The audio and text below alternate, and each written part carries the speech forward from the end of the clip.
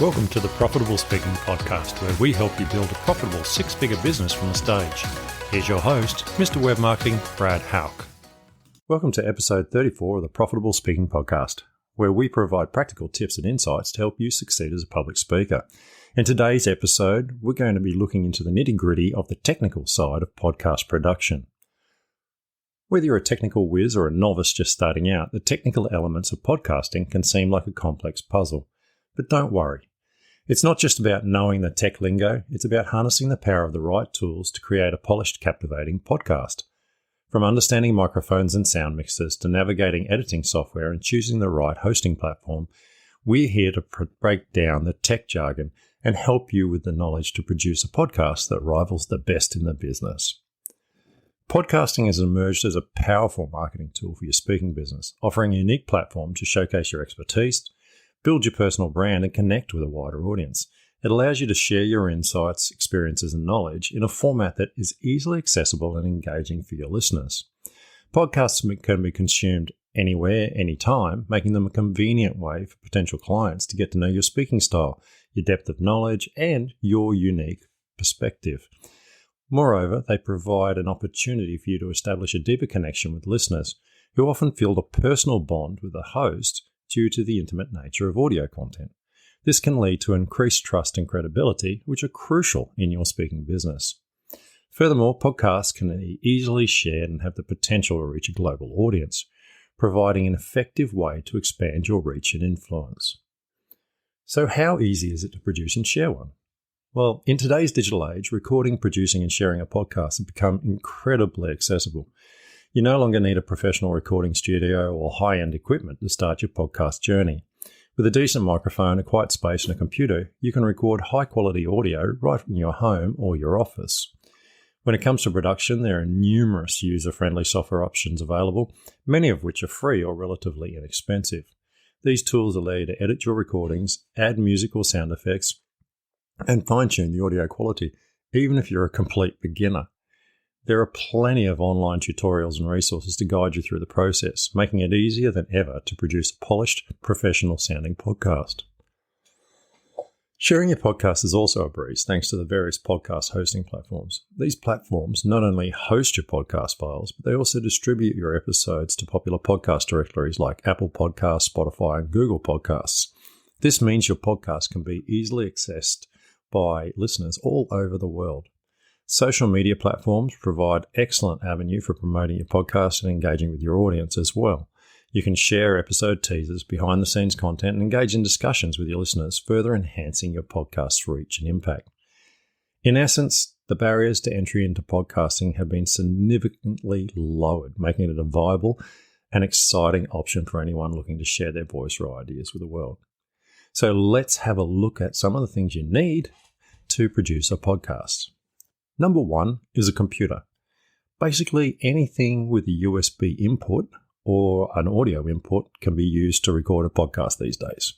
So it doesn't matter whether you've got a Chromebook, a Mac, a PC, an iPad, a tablet, or even a phone, you can record a podcast. There's either an app or software that's built in or you can download, or you can use through the browser in the case of a Chromebook to record a podcast. And I'm going to have a look at a few of those along the way. Once you've got your device, your computer for recording, then you need a microphone. And my personal opinion is the easiest microphone to use is a USB microphone. They pretty well plug into anything, and you can get adapters for different devices. So if you're using an iPad with an old lightning port, then you can get an adapter to plug into those. Obviously, the most common you would see is the desktop microphone. So this one you see sitting in the stand, or maybe in an arm attached to the desktop like the one I'm currently using. But also you've got wireless mics and you have lapel mics, all of which work just as well. The great thing is that even if you don't have the best quality mic, if you can get a good sound level, the software these days will make it sound really, really nice. Personally, I like to use Rode mics, R-O-D-E. They're an Australian company. They make exceptional good equipment. They have the pod mic, which is one specifically for podcasting. Mine is the NT USB. And it has like a stand, a filter, it has a headphone jack, and you can put it into an arm as well. And I've had that NT-USB for, I reckon it must be 7 or 8 years or maybe longer. I mean, a good mic is worth, $300 to $400, I suppose, but they last forever if you buy a good one. And the good thing about USB is it's a standard. It's going to be around for a long, long time. And as we switch from USB A, B, etc. to USB-C, you just buy an adapter. So pretty simple. Nothing really changes there. Some of the other brands, you've got the Yeti brand. So you've got Blue Yeti and all of those you see. Envato make one. So they're guys that do green screens and all sorts of streaming software. They also make a mic that you can get now, a really nice one. Samson, I have a little tiny Samson one, which is about 5 centimeters high. It's only little. Perfect for traveling. And of course, you have Shure, which make really high-end mics. Now, you can pay top dollars for a mic, and I mean top dollar, thousands of dollars, or you can start out with something simple. My recommendation is, anywhere between $100 and $500, depending on what your budget is, what you can afford. So, for example, if you wanted to just get a little lapel mic, you can get a Rode lapel mic that plugs into the audio port for around $60 or $70. And that will more than do the job for you. Quite frankly, you can record straight into your phone these days without a mic because the mics are so good on the phone. But it's up to you. Do your research, read the reviews, work out how much you're willing to spend. If it's a new podcast, don't go out and spend thousands of dollars. Just start off with something simple, and then once you get into the swing of things and you're recording regularly, maybe then think about investing some more money if you're turning your podcast into a stream of cash. Now, what about mixers? We always see people talking about using a mixer with a microphone. Well, personally, I don't use one. A USB mic plugs straight into the computer, and with the software, you can mix it directly on the computer. But I am thinking about maybe getting the Rode Streamer X, which is actually a little tiny mixer that allows me to mix audio and video input straight into my computer via USB. So, that's a $700 investment roughly, and I'm still not convinced that I really need it. So for now, I'm just going to keep using my Rode mic, just plugged into USB, and it's nice and simple. If you've only got one person in your podcast, you really don't need to mix. There's no need for it. Mixing's normally done because you're preamping, so you're increasing the signal strength from a mic that's plugged into there so that then you can push it into the computer. But when you're using USB, you don't need to do that. Now, if you've got 2 people and you're doing a podcast, the Rode pod mics, you can buy 2, 3, 4 in a set and plug them all into the computer. Okay, so you don't really need that. The other thing is too, sometimes when you're doing 2 people on a podcast, one person's at a different computer in a different part of the world. So you really still only need one. You just need to, have good recording software. Which brings us to the next part, the recording software. There's so many options available to you here. I tend to keep it pretty simple. I use GarageBand because I have a Mac and GarageBand is free. It's a very high quality program. It's very simple to use. It's really nothing to it. You just choose a new audio input and press record for voice and then save it and export it as an MP3. There's nothing difficult about that. And the instructions are all over the web, so you can find instructions. But there is a range of other things available. So from the app perspective, you've got Riverside FM. It allows you to record directly through the browser, and also there's an app available for phone, tablet, etc. You've got the Recorder app. If you're using an Android phone, the Recorder app is exceptionally good, and it'll even transcribe for you as you speak. Rode has Rode Reporter, which is a free app for iOS and Android, so you can download that and use that for free. Audacity is one that's been around forever for editing audio. It is, again, free, and you can put plugins in to do different things if you want to. But I like Audacity. I'll talk about that in a little bit more in a few minutes. You can use Zoom even to record it if you want to do a face-to-face with someone, come together in Zoom and then edit the audio after that in, say, Audacity or GarageBand, wherever you want to import it into. One that I'm particularly enjoying is Descript, so Descript. Descript is growing really, really fast. It started out as an editing software for audio and then video, and now it actually allows you to record straight into it. You pay a monthly fee, and it has all these facilities, but they are constantly improving it, and I love it because it even will allow you to export straight to your podcast host. One of the things that's just about to come out is actually the eye-following software. So you may have seen the video showing their software that no matter where you look on your screen, it looks like you're looking at the camera. Well, Descript has actually built their own version of that works on Mac or PC, and it's part of the software, and it's coming out soon. It's part of the Season 4 release. Also, with Descript, you've got Overdub, where you can record your own voice, and it will create an AI voice of your voice and replace words. So you can type a replacement word, and it will say it in your own voice. And there's all sorts of other tools there. Some very, very good AI integration to allow you to do things. I highly recommend you go to YouTube and do a search for Descript Season 4. Nice and simple, hey? And watch the video. Just get an idea of what they're doing. And if you want to learn more, have a look at the rest of their YouTube channel. It's really good software. It's $30 a month. I'd highly recommend it. I'll probably end up switching over to it to do everything soon because I want to start doing this podcast as a video and audio podcast so that I can put it up on YouTube. So once we've recorded, we need to edit, okay? Because there's always bits and pieces you want to pull out of the software, or should I say pull out of the recording. So the first one is Audacity. As I said, it's free. You can see the audio track, and you can see the sine wave of your voice as it goes up and down. Where I really like it is there's lots of little tricks. So one of the things I do is I breathe quite deeply. It's just one of those things. I think it comes from swimming. I tend to hold my breath and speak a lot and then breathe again. So on my podcast, you'll hear me breathing quite often. And it annoys me even when I'm listening to my podcast, which I do sometimes to make sure that, I'm on the right track. So Audacity, you can actually select a bit of, the sound track where you can see the breathing sine wave and teach it under the noise removal software that when it sees that to remove that or to turn it down. And so it can automatically do that through the whole of the audio. There's lots of other things it does. You can cut and paste and you can cut out dead spots and, all that sort of stuff. But for me, the breath removal thing is actually a really, really cool trick. And so it's very good. Obviously, Descript, you actually take your MP3 that you might have recorded in GarageBand, in my case, and import it into Descript. Descript will then automatically transcribe it. Then it has tools to remove all the R's, so's, ands, those sorts of things for you automatically.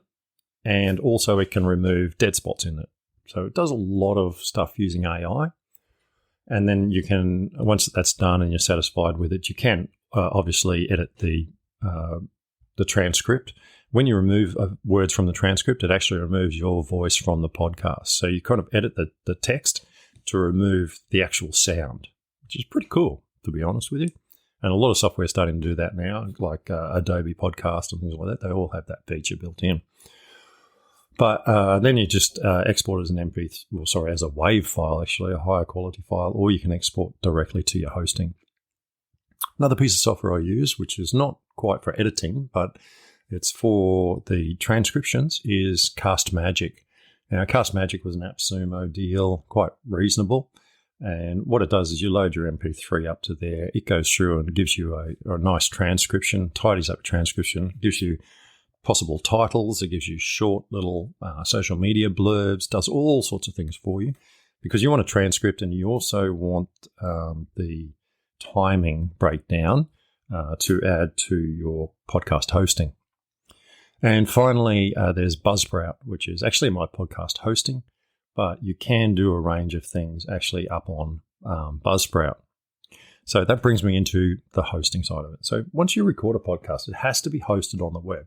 You don't host it on your website because it's a large file. You can physically do that and send out an RSS feed that Apple Podcasts and people like that can read. But for $12 a month, you can have your own, hosted up on the web super fast for podcast. And not deal with all that storage, which is quite a large amount, not to mention all the bandwidth as people download it, because every time someone downloads a copy of it, it's 2 meg, 3 meg, whatever. So I use Buzzsprout. There's a range of different hosts. I like Buzzsprout because they are actively involved in improving their service. They work closely with Spotify and all those organizations. They have an exceptional podcast called Buzzcast, where you can hear about, as they improve things or as things change in the industry, they're talking about it. So it's really good. As I said, $12 a month, absolutely worth it. Now, a couple of things I really love is that you can upload your introduction and your outro that go on the front and the back of your podcast saying, hey, welcome to the Profitable Speaking Podcast, and all that sort of stuff. And all you need to do then is upload the actual bit of you talking for this episode. It will automatically add the intro and the outro, which sounds easy. I mean, I can drag and drop that on my editing software, but what you can do with this is if I change my outro and my intro and I upload new ones, it automatically merges it with all my old podcast episodes. So just say I wanted to put an ad in the first intro that says, hey, welcome to the podcast. Sign up for my newsletter now. And then in 3 months' time, I want it to be, hey, welcome to the podcast. Join me for this course. When I upload the new intro, it changes every previous episode. So it says, join me for this course, rather than say, sign up for my email downloads or whatever. So you don't have to re-merge everything and re-upload them. So your front and back of your podcast are actually dynamic, which is brilliant. It's so smart. One of the other things I now added is if your podcast is a certain length, you can actually put inline ads. So you can record an ad and it will automatically insert it into your podcast. And then if you change the ad and record a new one and upload it, it will automatically insert the new one. So if you listen to podcast episode 10 today, and then in a month's time I change the ad and you go back and listen to 10 again, it'll have the new ad in it. So pretty cool stuff. Really easy to use. Certainly there's other tools that you can get. So you can pay for an upgrade to Magic Mastering, which is a tool that actually improves the sound quality. And to be honest with you, it's better than what you can do yourself, even with the right tools. That's all done. And then I've got a new one called Co-Host AI, which is a bit like Cast Magic. It does transcriptions and all sorts of stuff for you automatically within the podcast software. So while you pay a little bit extra to have access to this, I think it's $6 for Magic Mastering and $10 for Co-Host. It saves you going somewhere else to do it. It does it for you in the back end. Now, something else it does, and there is a pile of things, so go and have a look, is visual sound bites. So it'll actually make a little visual sound bite of your actual podcast for you, and then you can send that out via social media as a little video, etc. Now, Descript also can do this, but you've got to do it manually, whereas with Buzzsprout, it does make one completely automatically for you. So once you've got your podcast up on the hosting, it's all about sharing. Now, one thing I have learned is that you should direct your sharing links. Whenever you share your podcast, send people to Spotify to listen if you're on Spotify. Because Spotify, one of their ranking things, their main ranking things, is the number of people who are going to actually listen to the podcast, not necessarily the number of subscribers. So do that. You can actually do the sharing from within your hosting. They normally are linked up with all the different places, but you may need to manually add some. So, for example, with Apple Podcasts, you've got to create an account there to actually be able to add your podcast. So think about that. Again, most of the podcast hosting software places have links to where you've got to go and instructions on how to do that. So very, very simple. Again, try and get it onto every podcast platform that you can, because you want to reach as many people as possible as effectively as possible. Now, the last thing I'd like to talk about is building a separate website for your podcast.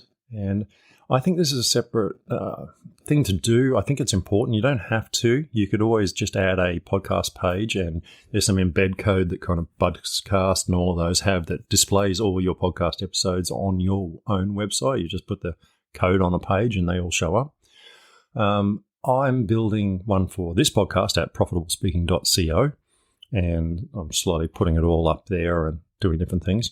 So what I'm doing is I'm turning the transcriptions into articles, and then I'm adding episodes with a short intro and a player. So basically, I'm able to leverage the content that I'm creating here through the transcription so that I've got a post about each episode of the podcast and then a completely separate article, which contains the information in the transcription but written as an article. So that helps me from an SEO perspective, and it gives you an SEO asset that you can link to your main website. Okay. Also, because it's specifically focused to the podcast, you can have courses and sell books and etc. on your website there. As always, it's up to you what you do, but I think it's worth building a second asset around that one particular thing.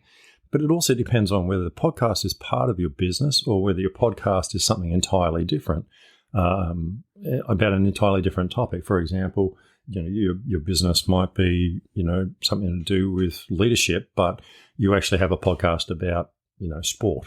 Well, in that case, why not make a separate site? In the world of podcasting, perfection is not the goal, okay? Authenticity is. Your podcast doesn't need to sound like it was recorded in a high-end studio or be free of every minor flaw. In fact, some of the most popular podcasts have a raw, unfiltered quality that listeners find relatable and engaging. The most important thing is to start to get your voice and your ideas out there. Don't let the pursuit of perfection hinder your progress. Instead, focus on improving incrementally with each episode. Listen to the feedback from your audience, learn from your experience, and continually refine your processes. Remember that every great podcaster started from scratch and improved over time. Embrace the journey of growth and learning that podcasting offers, and you'll find that your audience appreciates your authenticity and commitment to delivering value rather than a flawless production. Take this podcast. It's never going to be perfect, but I'm not, so I can live with that. I just do my best to bring you great and helpful tips, hopefully. Well, I hope you found this episode of our podcast on the technical side of podcast production interesting. If you did, I have a challenge for you. Please hit the like button and subscribe to the podcast right now, and then share this episode with another speaker who could use the tips and strategies I've shared. Let's help each other grow our businesses and make an impact in the speaking world. Together we can reach even more people and make a bigger difference. So don't wait, take action now and share the love. Thanks for tuning in, and get ready for more exciting business building tips in our next episode. Thanks for listening to the Profitable Speaking Podcast. If you've enjoyed today's podcast, please help a friend and share it with them. Until next time, we hope you have a fun and profitable week.